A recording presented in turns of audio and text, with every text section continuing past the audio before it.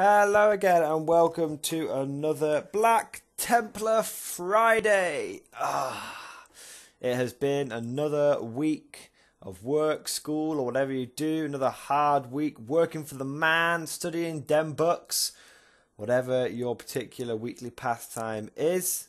That has finally come to an end. It is time for the weekend, baby, time for some time off. And as is now tradition on this show, we shall round off the week with a Black Templar Friday Mordian Glory video. Nice, relaxing, just stream of consciousness. Where am I up to? What have I been doing? How are the Black Templars faring on the field of battle? I'm actually recording this one on a Friday as well. I mean, I know I often do these in batches and then upload them during the week, but I am actually uploading this on a Friday, so you lucky guys and gals have already had one upload today, and it is now time for your basically your tasty dessert. The reason I did this was just because I felt a bit guilty. I haven't been uploading as much last week and this week. I mean, I do want to try and do daily uploads. It can just be hard to find the time, but I felt a little bit guilty about that, so I thought I'd do an extra video for you guys today. So hopefully this will sate your desire for lots and lots and lots of YouTube videos. And my plan is I've got Sunday all to myself.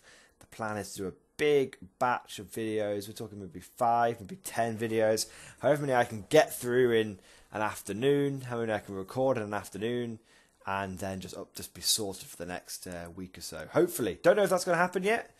Whatever the chaos gods may throw at me, may put spanners in my works, whatever the Emperor's will may be, but we'll see how it goes. Anyway, less bullshit introduction. Let's crack on. So, I have now finished completely and utterly 2 Crusader squads for my army. I have.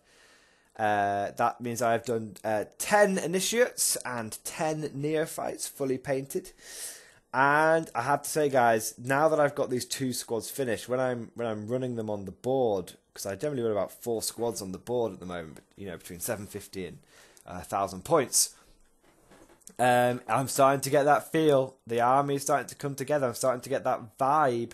You know, the mix of units on the board, the mix of units in the squads. Every model so far has got a unique pose, which, you know, even down to the neophytes, I've tried to keep them fairly unique. The reason I mean, it'll be more difficult to do this when I get up to, 100 Marines. But the reason I'm doing this is because I'm trying to have every man. It'll be hard to do with the scouts, but with the initiates stuff, I'm trying to have it where each man is unique, so that if a particular model does something awesome, it'll be easy to remember which model did that awesome thing. So he will gain a reputation within my company. Now, I've already got a model or 2 which has got a fearsome reputation on the battlefield, but we'll cover that later. So, yeah, I mean, I'm really, really enjoying painting these guys up. It's you know, I did get a little bit of burnout the other week, which is why I didn't get as much paint as I wanted to, just after doing all those shoulder pads. But after doing all the shoulder pads, it did speed things up quite a lot when it came to doing the rest of the units. I'm not even really finished with the squads that I've done. They're just finished for now. I mean, I will have to add little markings and memorabilia to each one. They're going to need not shoulder pads, ammo pouches, bits of chains hanging off them, extra combat knives, extra magazines, extra grenades. You know, at the moment the models are a little bare. They are just the main weapons and the body and the backpacks, obviously. But the plan is to add lots and lots of bits to them. I'm going to be adding banners to some of the sword brothers. I want to have like flaming braziers on backpacks, candles. You know, it's not enough. You don't often see enough candles on body armor. I mean, why not? I mean, this is Templars, goddammit. You know, we're warrior monks. We need to have lots and lots of candles everywhere. So yeah, I'm going to be adding on top of these models already massively, but they are now tabletop standard. And this is sort of the standard I'm going to be painting to if I'm going to be potentially entering these guys into that team tournament. It's going to be interesting. There's a lot of wacky rules on that in that tournament I didn't know about before. For example, I can only take 3 of the same units, so I could only take 3 Crusader squads. Now that does mean I could just take 3 20-man Crusader squads, and that would definitely scratch my Crusader itch. But it's just something to be aware of. There are quite a few restrictions, so I've done my preliminary video on the tournament, but I think I'm going to have to do a follow-up one at some point when I'm fully familiarised with the rules and I'm fully understanding what my teammates will be taking. But that's getting off topic. Yeah, essentially, it all comes down to how much I've got painted and what my teammates are bringing. I don't want to let them down by bringing a fluffy Templars army to a competitive scene, but at the same time, I think a lot of armies will struggle to deal with 100 Templars running around. So it'll be interesting to see what happens. Anyway, getting on to sort of the colours. Obviously I've finished the white shoulder pads now. Thank you for all the advice on that. I did miss the obvious one of just spray painting the shoulder pads white, which I think I'll be doing going forward. Obviously I can't do that on the scouts, but the scout shoulder pads are much easier to do. So I think spray painting them white is a good idea. I need to take a look at I don't know how to say it. It's High Elves Grey, basically. Ulthran Grey? Ulthran Grey? I'm not sure how you say it. Ulthran?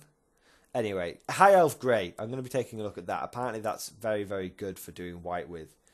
So that's what I'm going to be taking a look at. Yeah, the theme I'm going for is I've gone for grey weapons. The reason I did this is because I was looking through some mixture of old Black Templar art, and you see a lot of tactical marines with red bolters, or on the back of the upgrade pack itself you see just pure silver bolters. I didn't want red bolters because I feel like they look a bit silly, and I mean, if someone was doing a retro-style Ultramarine army and they put all red bolters on, I think that would look really cool. But on this Black Templar army, I think it would just stand out and look a bit silly. Likewise, I didn't just want to do pure silver because there's going to be lots of chains on these guys. I am going to be using a lot of blades as well, which will have a lot of silver on them. And whilst I think silver is a very, very complementary colour with the black and white of the Templars, I think the silver there looks really good. I don't want it to be all silver. So that's why I chose the grey. I felt like grey is a good in-between colour between black and white, and it also seems to complement the silver highlights and silver fine detail that I've got on the models as well. So that's why I've chosen those colours there. The power weapons, I'm going for a mixture of colour on the power weapons. Hopefully you can see I've got some blue power swords and I've got some red power swords. I've also done some, I think I described this in the last video, some sort of teal power swords by using Cabalite Green and washing it with Drakenhof Nightshade. That'll be hopefully in next week's video. That's what I'll have painted up. That's the squad with that power sword in it. The last thing painting wise I really want to talk about is the colour I've done for the tabards. So I really ummed and ahed on what colour to do the tabards on the initiates, the cloth on the initiates, because I didn't want to do it white because I honestly really struggle with washing white, and I want the tabards to look kind of dirty and kind of, a slight difference to the clean look of the rest of the Marines. So I wanted something. I didn't want to choose white as well because then I start feeling like, if I've got a Black Templar with white shoulder pads and then a white tabard on, it starts to look a lot less like a Black Templar. It starts looking more like a white Templar, and I don't want to do that. So I had a look through some art, looked what other people had done, and I also looked at. That gave me sort of a bit of inspiration because I thought, well, hang on, I don't want, I saw a lot of people doing sort of cloth colours, I should say, and I thought, well, okay, let's take a step back and think, Space Marines as a whole are warrior monks. I believe that's sort of their shtick. Now I know Black Templars are warrior, like warrior knights, but they are Space Marines. They are warrior monks. So I did some googling of sort of monk robes, scribe robes, that kind of stuff, and I noticed a lot of them wore quite coarse garments. They didn't wear fashionable garments. They didn't wear gaudy garments. They often wore quite practical sort of sackcloth garments.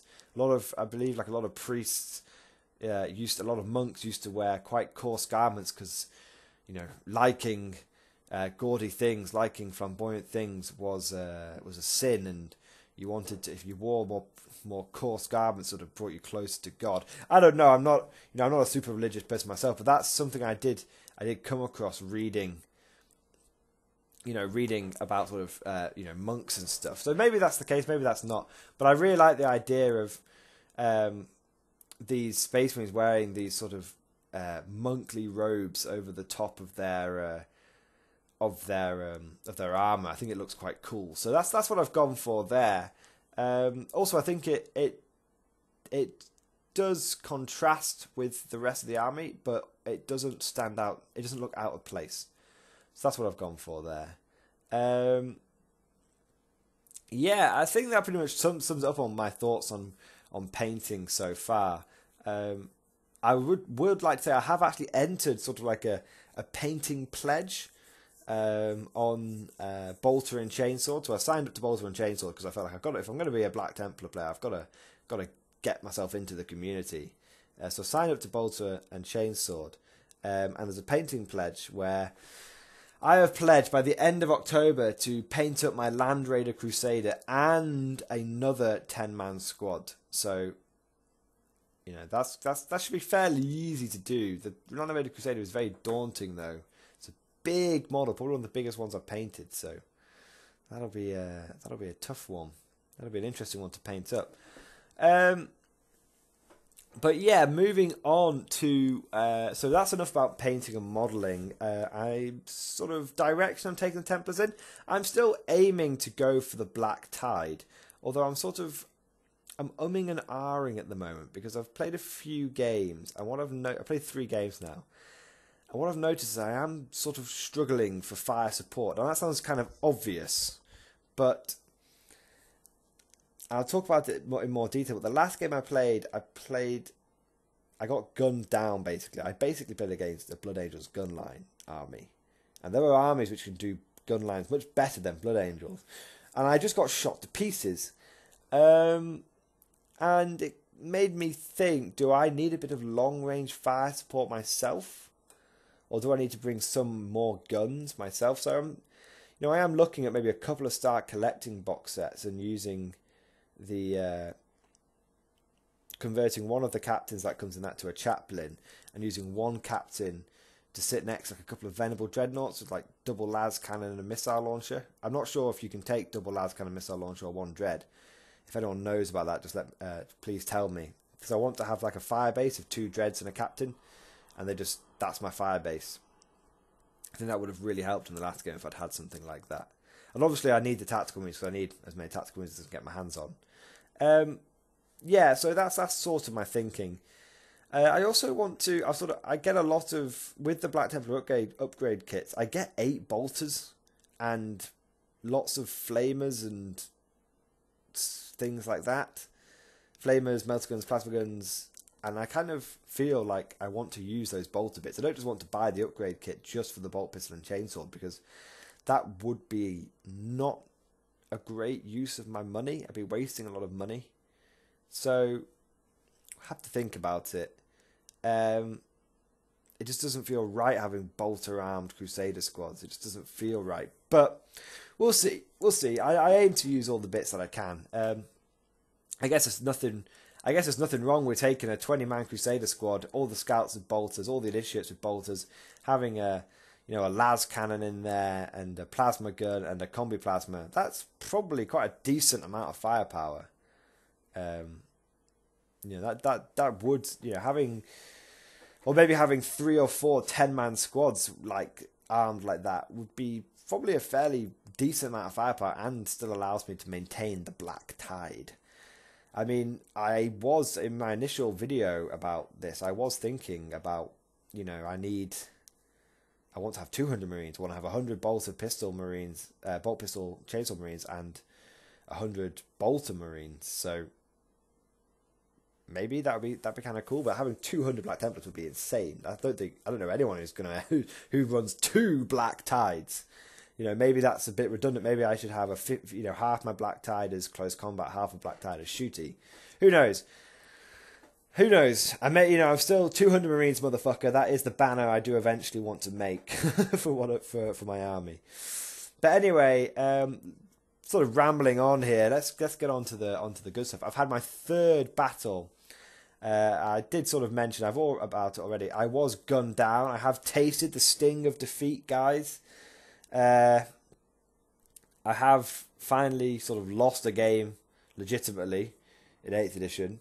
It didn't bother me as much as I thought it was. I was kind of worried I'd be a sore loser, but I think because I was using Templars and it's a fun army and I play very fluffy, I don't necessarily make the best tactical decisions. I go for the most Templar decisions, the most zealous decisions.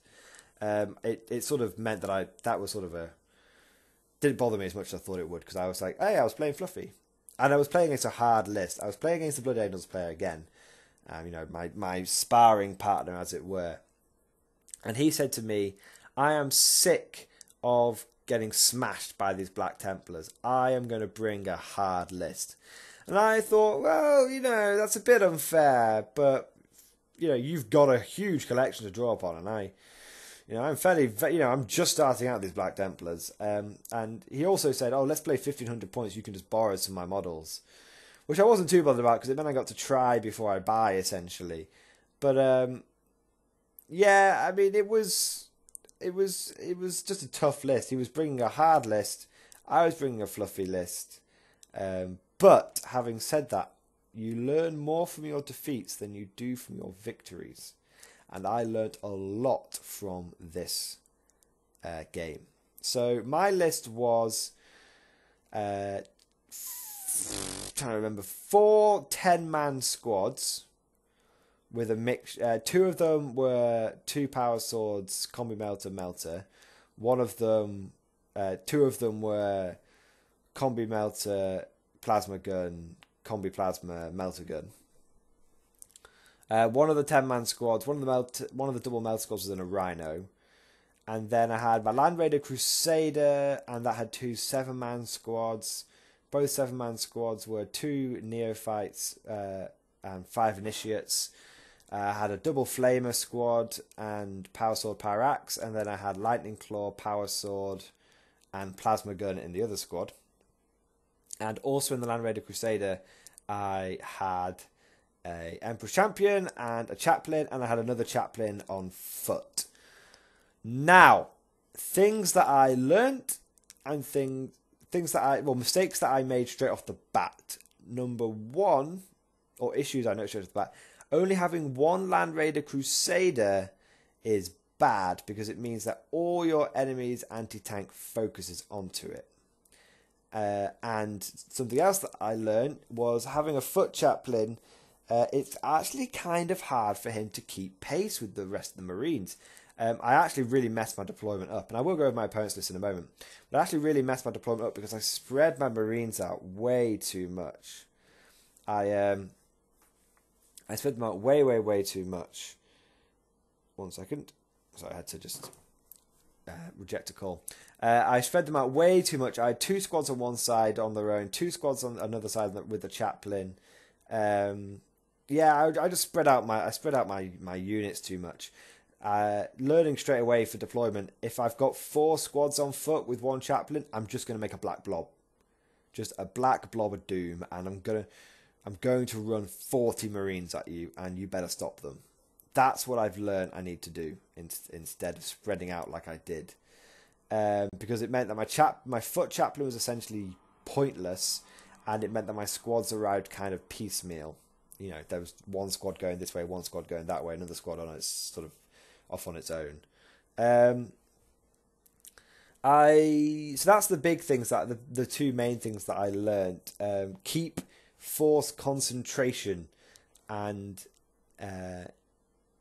keep well, I can't remember what I said now, but keep force concentration is the main one. That's the one I want to remember. So my opponent's list, this hard list that he brought, he basically assault cannon spammed. He took a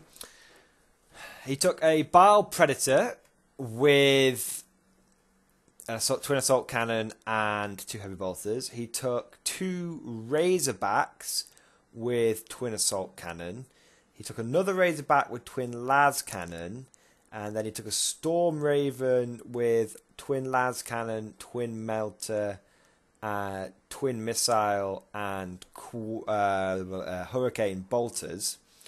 And then he took Mephisto and Lord of Death, Sanguinary Guard, put those in the Storm Raven. 2 5-man tactical marine squads, a captain, and a 5-man scout sniper squad. So he took the minimum number of troops he could to get the maximum number of toys on the battlefield.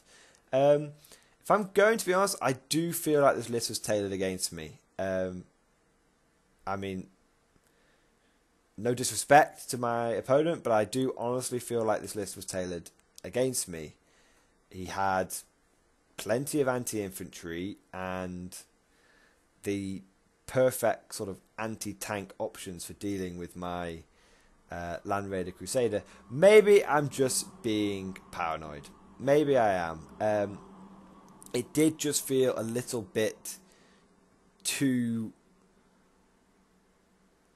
good against my list. You know, lots of armor. My list struggles against, you know, heavy armor like that. Like, you know, no way of dealing with flyers kind of stuff. But maybe I'm just being a bit salty. Maybe I should learn. Maybe I should repent and learn the virtue of humility. Maybe I'm not ready to become an initiate of the Black Templars. Maybe I should remain a neophyte. Who knows? Anyway, I wasn't actually too bothered. Even looking at this list, I did think, well, you know, it's a good challenge, and you learn the best from your losses, like I said. Anyway, how did the battle go? So, like I said before, I kind of messed my deployment up. I spread out too much. My opponent, on the other hand, concentrated his forces quite well. My Land Raider Crusader blasted up the field with my infantry coming behind it. It's like a second wave. I had first turn, but I lost. I was just really unlucky with my armor saves as well. I think I made more saves on my neophytes than I did on my initiates. You know, easily, and I have less neophytes in the army.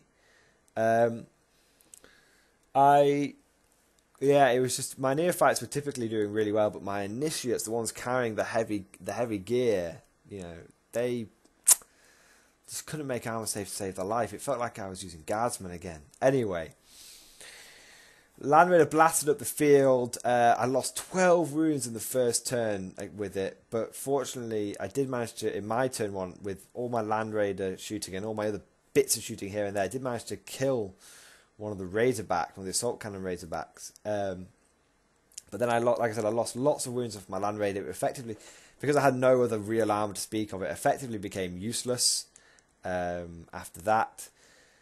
Then, in a sort of, you know, turn 2 act of desperation, I piled my guys out of the Land Raider because my thinking was I don't want to be stuck in the Land Raider when it blows up, because that's 16 dice rolls I've got to make. Up until this point, my dice rolls have been really poor. I'm guaranteed to lose, 3 or 4 guys from my Death Star blob, and, you know, he's going to be able to get rid of that Land Raider first thing anyway. It's not like staying in will protect me. He's just going to use his anti-tank weapons first against the Land Raider and then assault cannon me down. But whatever. So I got out. I had to try a few long charges then. Unfortunately, neither my chaplain or the 2 Crusader squads made their charge, but the Emperor's champion did, and that meant he was out front on his own. So whilst I did tie up a Bile Predator in combat, my opponent just reversed and then unloaded into the Emperor's champion. I was actually pretty lucky. He survived with 1 wound after being shot at by a couple of tactical marine squads and a assault cannon Razorback. So I was kind of lucky there. But then my opponent descended from on high with his Sanguinary Guard out of the back of the Storm Raven. And I have to say, the rest of it, whilst I was kind of lucky with my Emperor's Champion, the rest of his shooting was hot. Really, really hot. I don't think he missed with more than 3 or 4 shots his entire army. Any time he did miss, he got a 1, which meant he got rerolls with his captain. He had everything around his captain. He was just a little bunker around his captain. So he just blasted in his turn 1 shooting. He took 12 wounds off the Land Raider. I should say, his first 2 turns of shooting, he destroyed the Land Raider, brought the Emperor's Champion down to 1 wound, and killed 2 Crusader squads. Pretty much. I mean, that's over half my army gone. So painful to say the least. And my Emperor's Champion was out up front. He descended with his Sanguinary Guard and charged with them. And something very funny happened here. I mean, me and my opponent both couldn't believe it, but it did make me learn something, and it has given me an insight into something for the Imperial Guard, would you believe it or not. So, my opponent charged with the Sanguinary Guard into the Emperor's Champion and both of my 7-man Crusader squads that had got out of the Land Raider Crusader. Obviously I fired Overwatch, and I used the Emperor's Champion to throw a crack grenade on Overwatch, and I also used another Neophyte to throw a crack grenade on Overwatch. Both crack grenades hit. Both crack grenades wounded. My opponent failed both 3+ armor saves, and both crack grenades rolled a 6 to do damage, which meant I killed 2 Sanguinary Guard before they even charged in. Me and my opponent could not believe it, and it really gave me a lesson, gave me an insight into potentially how powerful grenade launchers could be for the Imperial Guard. I mean, their 5-point upgrade, D3 wounds, is very, very tasty. I will be doing I've got it booked, a battle report this Sunday, guys, with my Imperial Guard. I will be running lots of grenade launchers. I want to give them a thorough playtest. I'm talking running no plasma guns and instead taking 9, 10 grenade launchers. I want to see what these things are capable of. Anyway. So that was interesting. Mephiston went in as well. Even with their reduced numbers, thanks to Mephiston giving those Sanguinary Guard rerolls, one of them just cut down what was left of the Emperor's Champion. The other 2, with their 4 attacks hitting, they had these big, massive fuck-off axes. They hit well, they wounded well. I couldn't make saves. He killed 4 men from 1 squad. Mephiston came in and killed a whole bunch from another squad.